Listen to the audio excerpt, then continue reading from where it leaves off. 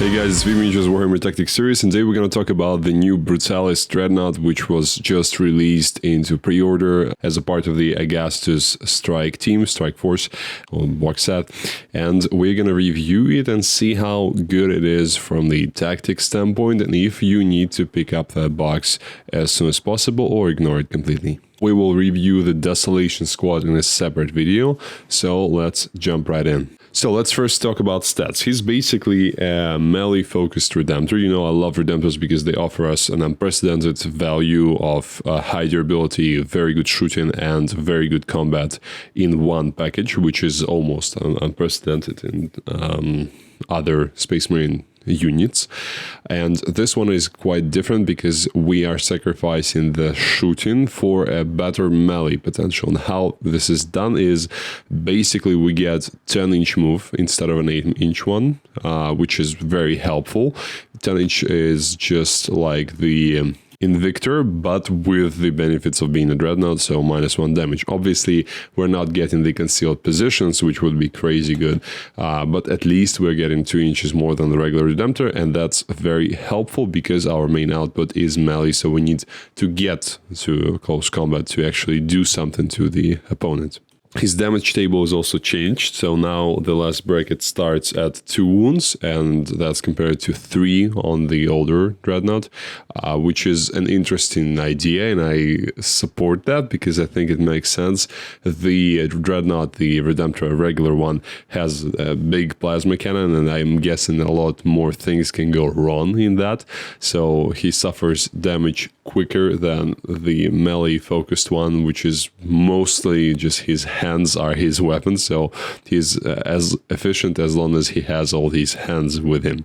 So that makes sense, and it's a good thing because you will probably be reaching combat at some point in your degradation damage table because you will be sustaining damage as you move closer and closer to the opponent's lines. Melee is obviously very good as well. It was improved from Redemptor's level, which was already very impressive. 5 attack strength, 14 AP, 3 damage, 3 it was, and now it's 6 attacks.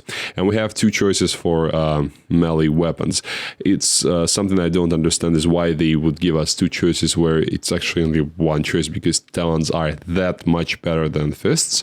Fists are basically AP3, damage D3 plus 3, so no difference to the regular Redemptor, only the fact that you get the extra attack and those twin bolt rifles in each fist. So you get 8 shots in rapid fire at strength 4 AP1, which is not that impressive. It's not even an output of a single primary squad, so why would you bother taking fists instead of talons, where talons are actually very good.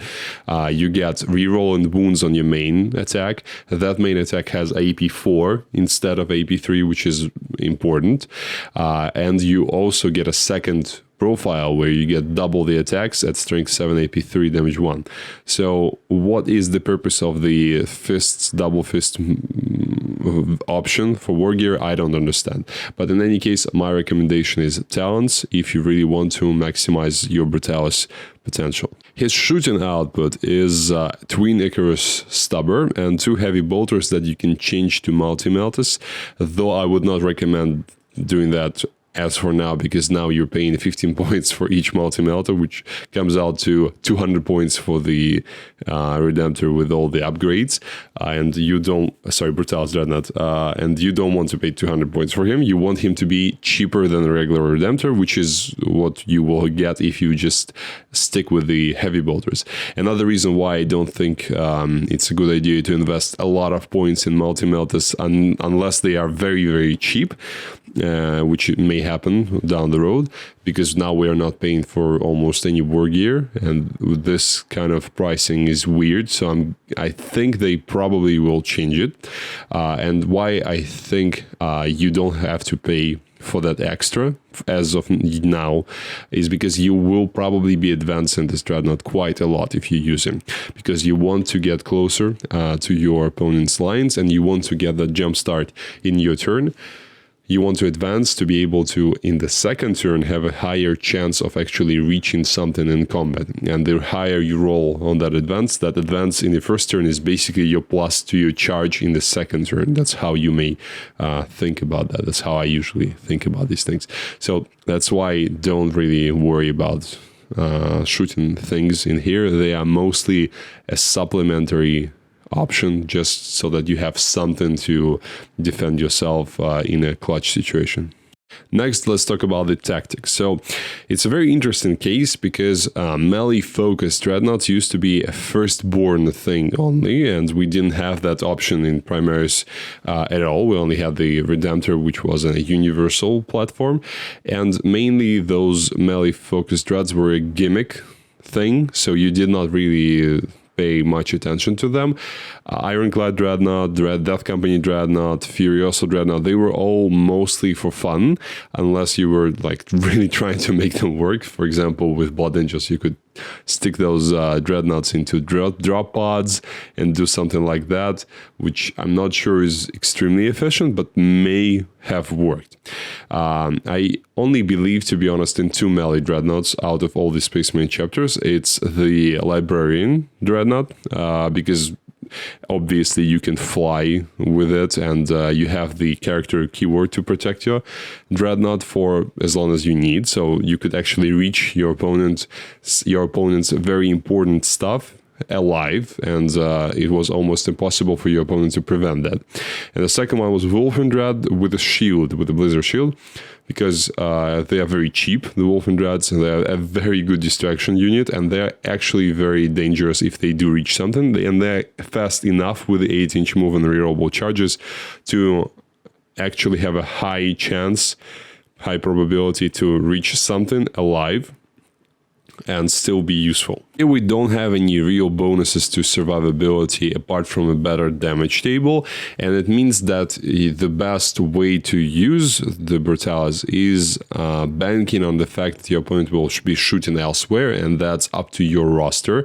So you have a lot of threats in your roster, something that is very dangerous to your opponent and will inflict pain very soon if not dealt with.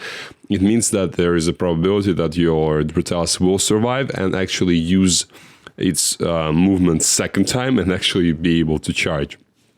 But if you don't have that, and if your opponent focuses all their attention on Brutalis, it means that you want to sell his life as dearly as possible, and that's up to your chapter choice.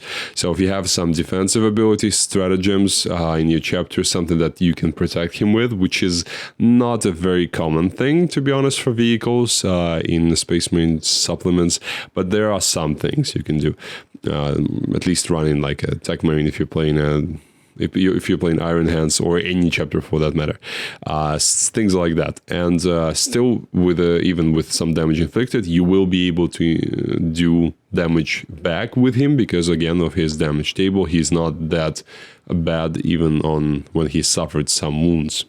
That's why I think for most chapters his best use is to be a distraction carnifex, advancing forward, jumping from ruin to ruin, and then using his superior speed, superior obviously to the regular Redemptor, to reach the front lines. And if you do that carefully, if you really plan ahead and have all the tools in your toolbox necessary to help him, like basic stuff like Canticle of Hate for +2 to charges, that can be a very deadly combination, especially now when you have a way to deal with hordes and heavier targets. So now let's talk about the chapters. So obviously we're discussing a melee model, so the best chapters, the best synergies will be lying in those chapter choices which are predominantly melee. That's what we're going to discuss now. So White Scars, first of all, they are a great choice for Brutalists Dreadnought, because advancing and charging him means that in some potential cases you will have a chance for a first turn charge. Yes, it's unlikely, but if your opponent deploys carelessly, and if they had the first turn again and did not really measure stuff properly, and you don't expect a Dreadnought to move 10 inches, that's a rare thing. So and again, you can advance after that. So if you roll like a I don't know, 5 or 6 on your advance, and you can also use the Ride the Winds psychic power if you see that you will be very much benefiting from those +2 to your charge roll, because advance in this case will not help you because you've already advanced. That's the problem of this Ride the Wind psychic power. The advanced part is only helpful on the next turn, but in any case, +2 to your charge is very good. So you've advanced, you have +2 to your charge, you can reroll with a command point. So a lot of things can help you reach that combat even in the first turn. And as soon as you reach the combat, your Brutalis starts to gain points back and be a big pain for your opponent. That's where you want him to be. You want him to be on the front lines and drawing attention from all your other squishier stuff.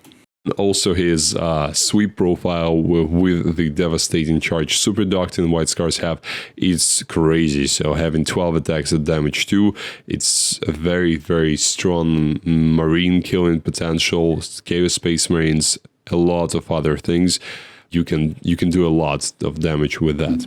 Next are my favorite Black Templars. So they are an obvious choice for any Dreadnought whatsoever, especially something melee focused like this one. He was just created to be Black Templars, because 5+ invulnerable save makes him 100 times harder to kill.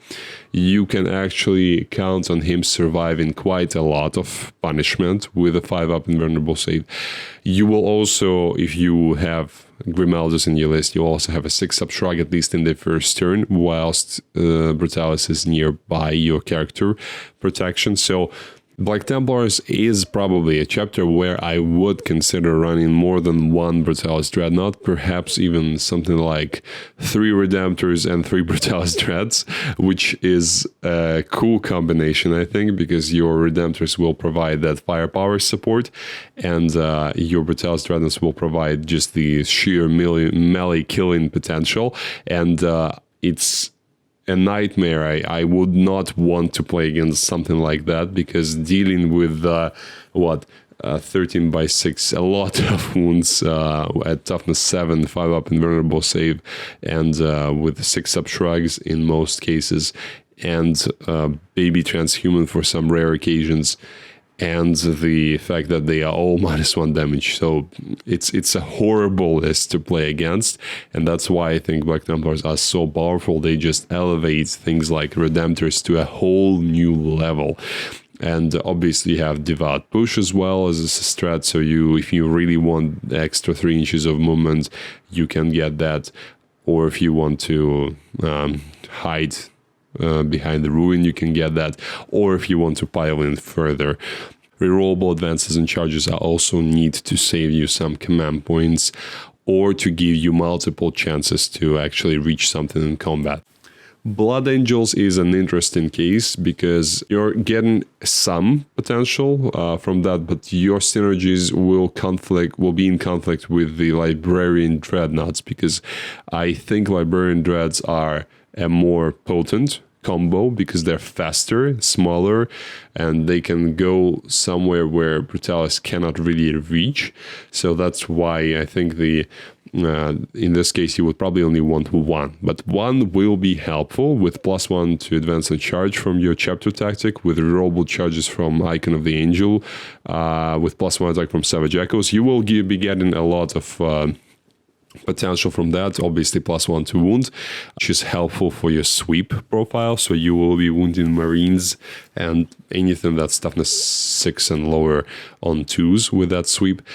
So yeah, good thing to have one of these, and will probably not harm a good Blood Angels list. Space Wolves are a difficult one, because yes, they are a relatively good synergy for Brutalis, because they are a melee chapter, so a melee model will benefit from running a Space Wolves. +1 to hit on the charge, or when you charge heroic interventions for him, 3 inches, or I think you can do 6 inches as well for 1 command point, because his core Exploding 6s to hit an Assault Doctrine, Instincts Awoken for the first 2 turns, if you actually manage to reach something in combat.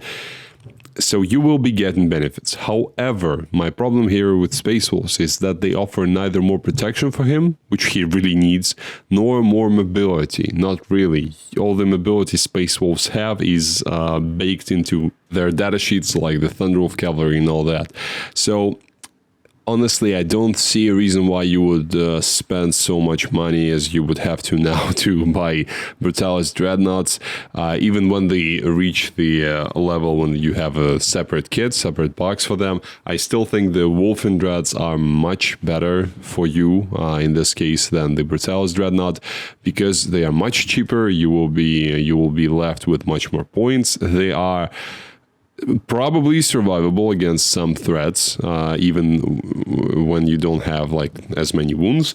You have 5 less wounds, but you have a 4-up invulnerable save. So my calculation says that the Wolfen Dread is more survivable still, and you still get a lot of melee potential out of the Wolfen Dread. You still get the anti-infantry profile out of the Wolfen Dread. So Space Wolves probably should skip Brutalis Dreadnought unless you really want those Desolation Marines, and you still will be getting that Brutalis in there, so you might as well paint it up.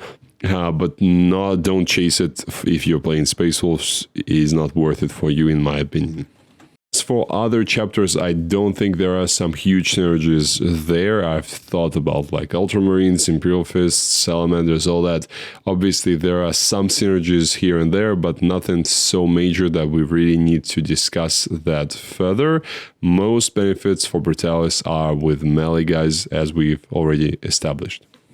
So that's it, guys. Let me know if you like this model or if you hate it. If you are planning to pick up the box, I'm really interested in that.